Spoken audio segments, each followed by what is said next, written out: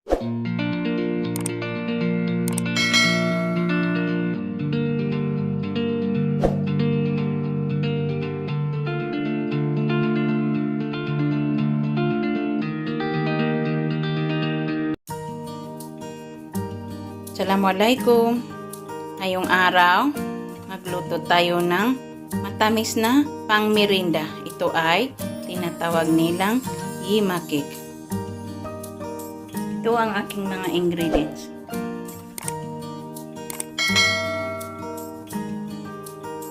Napakasimpleng mga pagat ng kaibigan.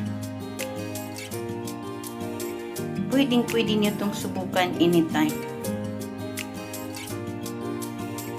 Simulan na natin. 1 cup flour, all-purpose.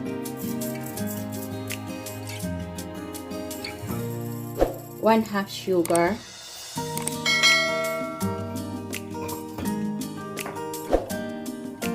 1 tablespoon salt. 1 tablespoon baking powder. Ito ang aking mga dry ingredients. I-mix natin sila. Paghaluin ng paghaluin.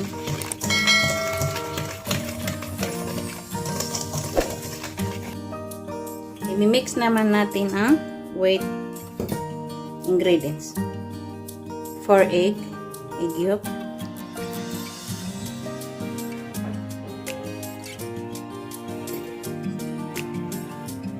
Milk. Pwede ka rin gumamit ng water. Oil. Gamitin mong oil, vegetable oil.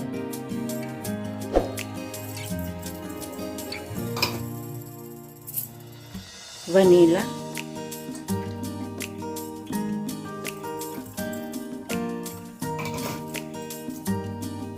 Paghaluin natin.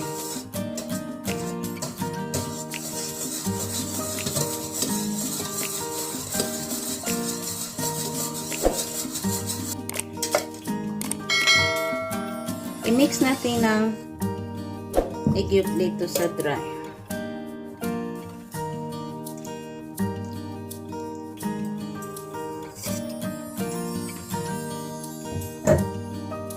Paghaluin natin. Paghaluin.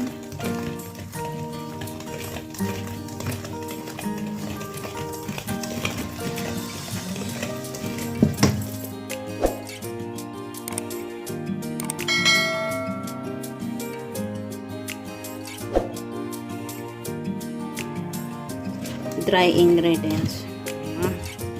Ipares natin.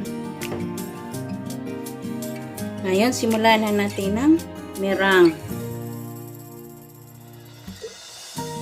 Itong merinda ay ito yung white sa egg. Ngayon, i-mix natin ang merinda. Simula muna tayo ng mabaga.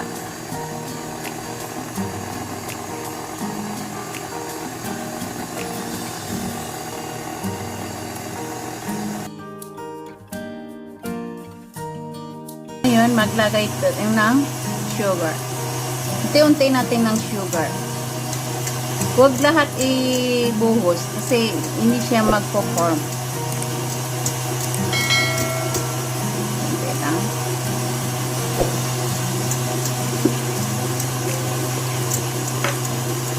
Maglagay tayo ng tartar of cream. Kung wala kayong tartar of cream, pwede yung vinegar.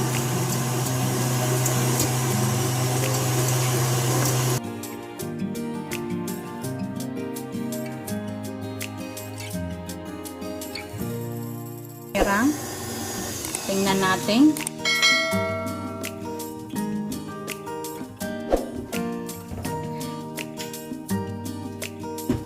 Kita nyo ito. Pag nakita nyo siya, hindi na nahuhulog. It means okay na siya.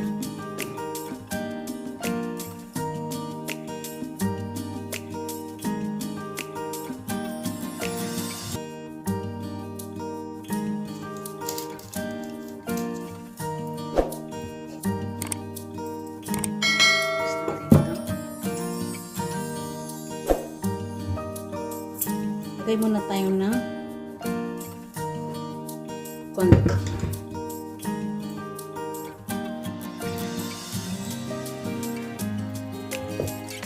Cook natin siya.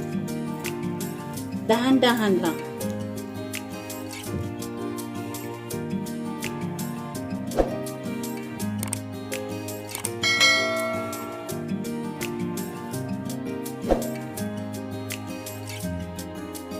Wala ng puti, nag-mix ng lahat. Natin dito.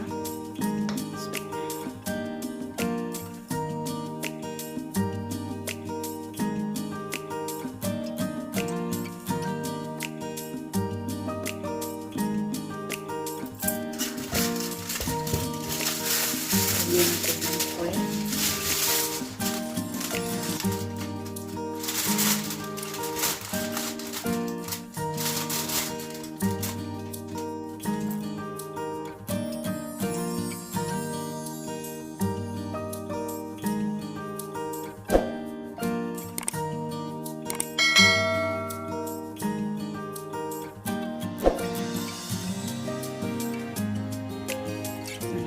Natin para yung kulo ng tubig hindi mag-absorb. So, simulan na natin. Hantayin. Lutuin natin ng 30 to 40 minutes. Balikan natin mamaya. Tingnan natin.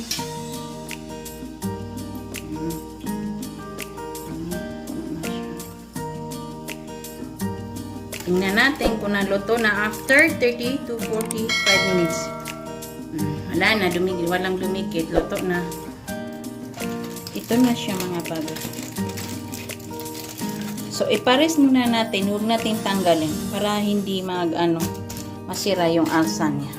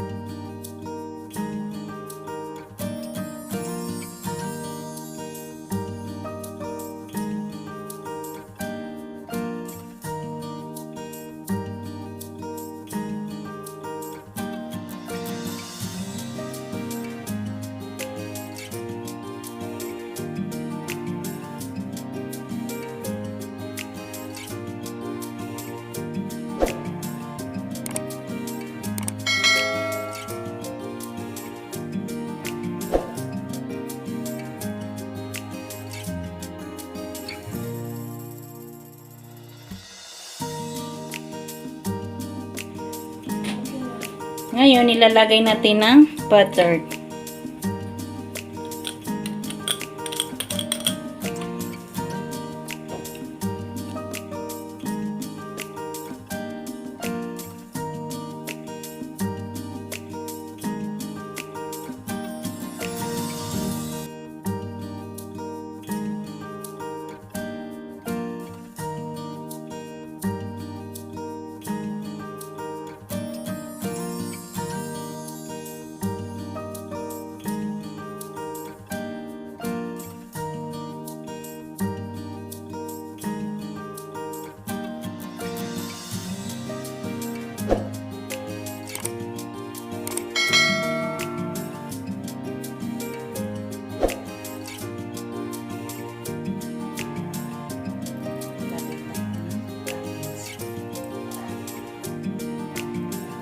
depende sa'yo kung saan ka o saan mo una, hindi to sa gilid o sa gitna.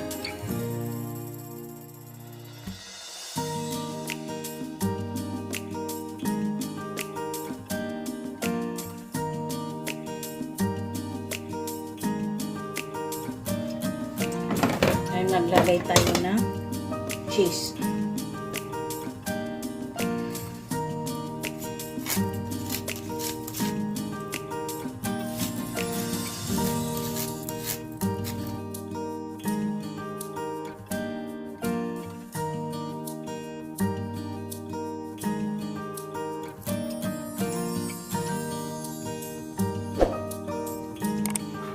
Ito na ang ating finished product. YEMA cake with cheese.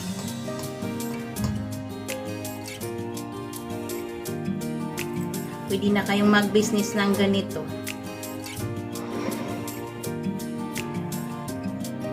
Basta magtiyaga ka lang. Huwag kalimutan mga kaibigan, like and subscribe. Maraming salamat.